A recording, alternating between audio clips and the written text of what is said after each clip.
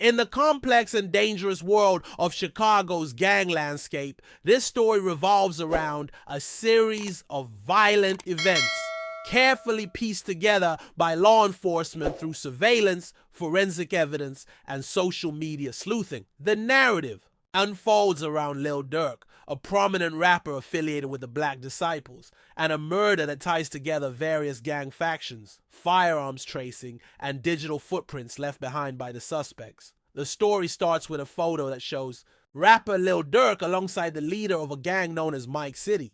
The key figure in question is Anthony Montgomery, also known as AJ.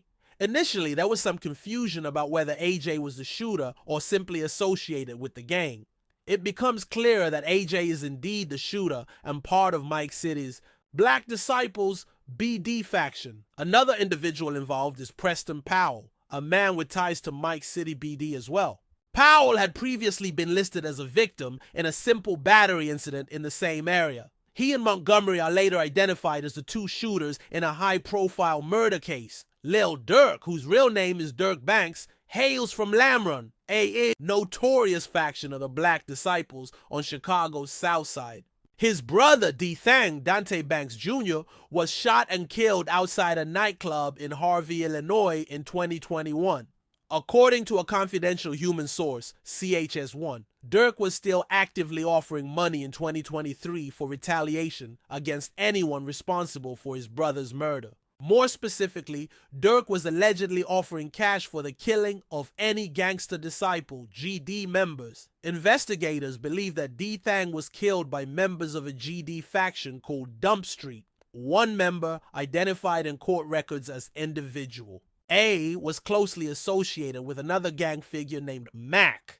This Individual A, later confirmed to be Diamari Green, was arrested for a double homicide that took place at a country club in Illinois.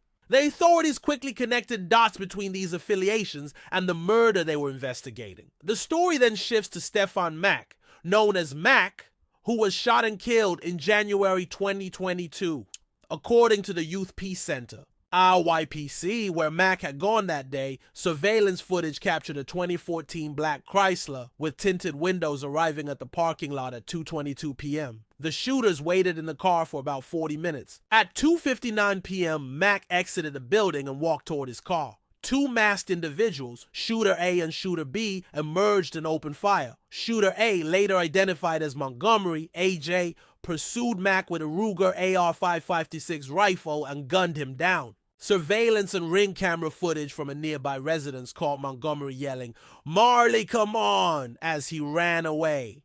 This outburst essentially exposed Shooter B, or Preston Powell, whose nickname is Marley, despite wearing masks and dressing. In all black, the shooters made critical errors, yelling each other's names during the crime, being recorded by neighborhood cameras and leaving key pieces of evidence behind sealed their fate. One major piece of evidence was the Ruger AR-556, which was later recovered in the backyard of a vacant house. According to the Bureau of Alcohol, Tobacco, Firearms, and Explosives, ATF, the rifle was legally purchased in Atlanta, Georgia by another individual referred to as Individual B.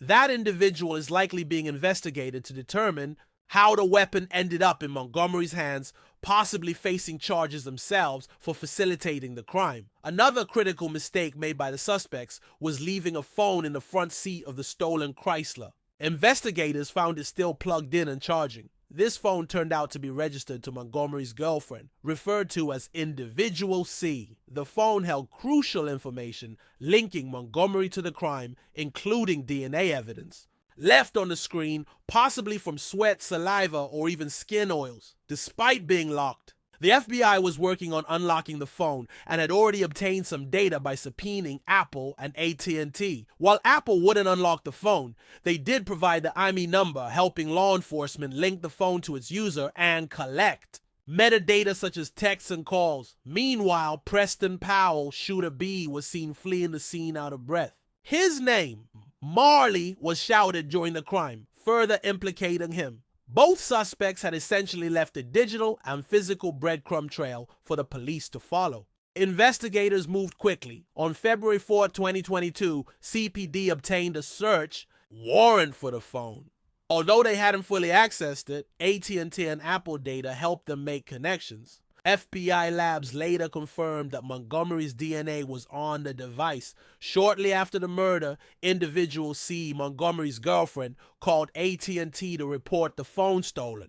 This phone call was made just 44 minutes after the shooting. Clearly, the couple was attempting to create a false trail in case the phone was traced. But by then, it was too late. The digital data, location tracking, and DNA had already tied the phone, and by extension, Montgomery, to the crime. Montgomery's girlfriend was interviewed in April 2022.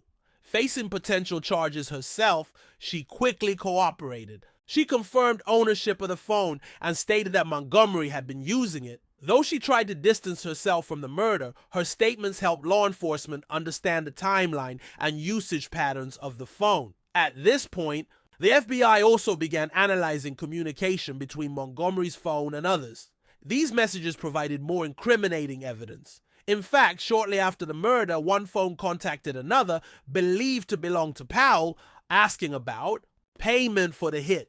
Investigators theorized that the suspects were paid to commit the murder and were now trying to collect their fee. This behavior seemed absurd. Calling your co-conspirator minutes after committing murder to ask when the money would arrive. But it painted a clear picture of the crime.